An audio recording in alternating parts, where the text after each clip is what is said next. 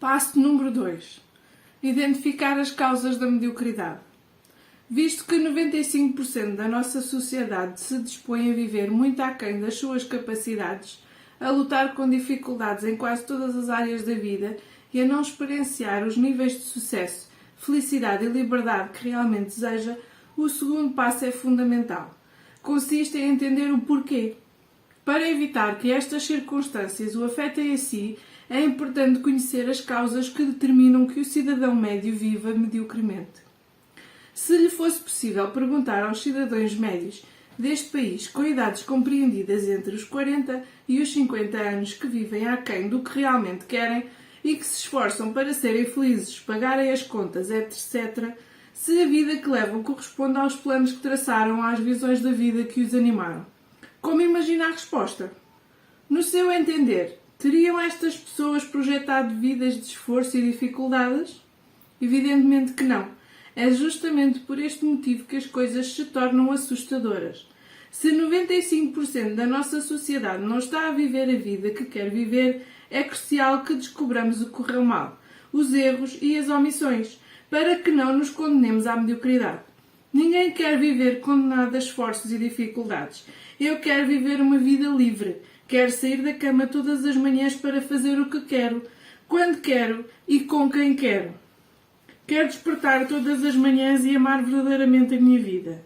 Quero amar o meu trabalho e também quero amar as pessoas com quem partilho a minha vida e o meu trabalho. Esta é a minha definição de sucesso. Olá! Para quem não me conhece, meu nome é Rita Silvestre. Todas as quintas-feiras eu leio Manhãs Milagrosas. No fundo, todos nós queremos uma vida de sucesso.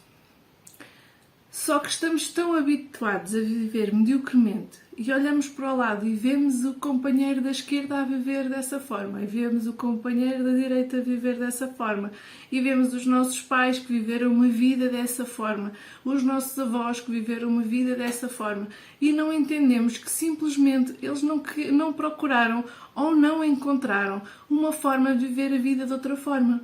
Mas há várias formas de viver a vida de outra forma e de alcançar o almejado sucesso. Uma delas está na leitura de livros de autoconhecimento. Daí a criação deste canal com essa intenção. Ler livros de autoconhecimento para levar a inúmeras pessoas o seu conteúdo e os seus ensinamentos. E de acordo com os meus atuais ensinamentos, tentar facilitar esse entendimento. Espero que gostem dos meus vídeos e que o partilhem com todas as pessoas que acham que necessitam deles e que poderão beneficiar com o meu conteúdo. Mas uma vida assim não se limita a acontecer como um golpe de sorte. Uma vida assim tem de ser desenhada. Se deseja viver uma vida extraordinária em harmonia com a definição de extraordinário criada por si, é importante que saiba identificar as causas fundamentais da mediocridade, para que possa evitar que elas o desviem da vida que anseia viver. Seguem-se as principais causas que subjazem à mediocridade e também as mais determinantes, quando se trata de viver aquém do seu potencial. No meu entender, estas são as causas que geram e continuarão a produzir o maior impacto na sua vida. Para cada uma das causas referenciadas, serão mencionadas as ações que poderão ajudá-lo a neutralizá-las. Causas da mediocridade e respectivas soluções. Síndrome do espelho retrovisor. Uma das causas mais paralisantes da mediocridade é uma condição que eu designo como síndrome do espelho retrovisor. SER. As nossas mentes subconscientes estão equipadas com um espelho retrovisor autolimitador que utilizamos para reviver e recriar constantemente o nosso passado. Acreditamos erradamente que somos o que fomos, e essa falsa percepção, por se basear nas limitações do passado, impõe limites ao nosso verdadeiro potencial no momento presente. Consequentemente, filtramos cada uma das nossas escolhas, desde a hora a que despertamos pela manhã às metas que traçamos, ou ao que nos permitimos considerar possível nas nossas vidas. Em função das limitações das nossas existências passadas, queremos criar uma vida melhor, mas por vezes não sabemos contemplar a nossa vida de outras maneiras, condenamos-nos a continuar a encará-la como ela sempre foi. Os trabalhos de pesquisa demonstram que o indivíduo médio produz diariamente entre 50.000 e 60.000 pensamentos. O problema reside no facto de que 95% dos nossos pensamentos serem os mesmos da véspera e dos dias que a antecederam. Não é, pois, de espantar que a maioria das pessoas passe pela vida, dia após dia, mês após mês, ano após ano, sem acrescentar qualidade. Com efeito, vivemos no presente sobrecarregados com o stress, o medo e as preocupações do passado.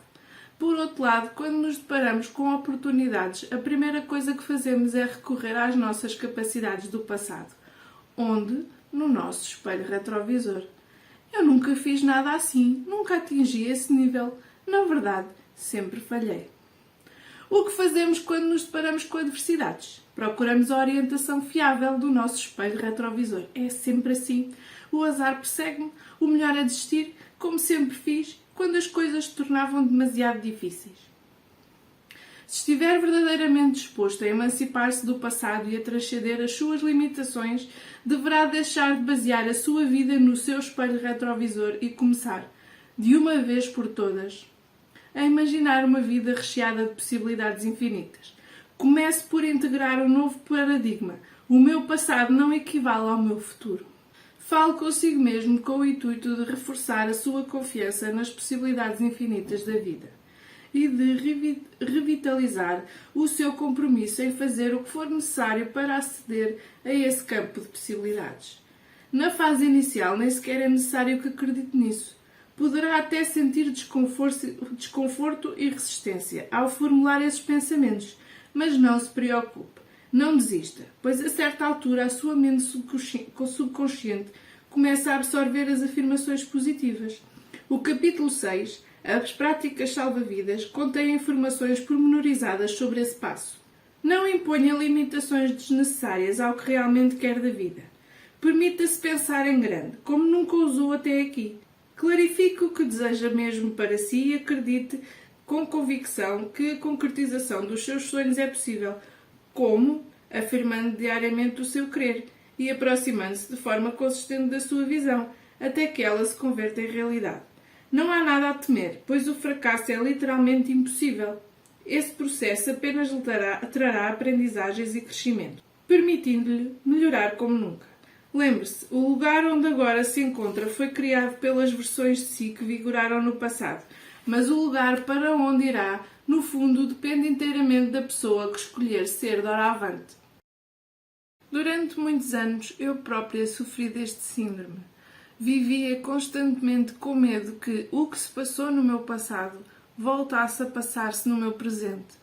Então não fazia isto porque poderia acontecer aquilo, não ia por este caminho porque poderia acontecer aquilo, não reagia desta forma porque poderia acontecer aquilo e vivia recorrentemente neste loop de medos, receios e inseguranças.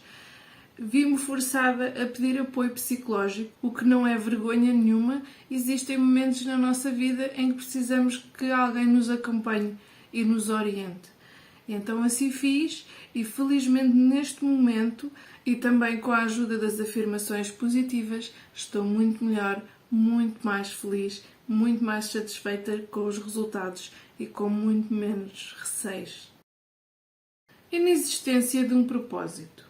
Se perguntarmos ao indivíduo comum qual é o seu propósito de vida, o mais provável será recebermos um sorriso desconcertado acompanhado de uma resposta vaga. Não faço a mínima ideia. E se eu apresentasse esta pergunta ao leitor, como responderia? Eu sei qual é o meu propósito de vida.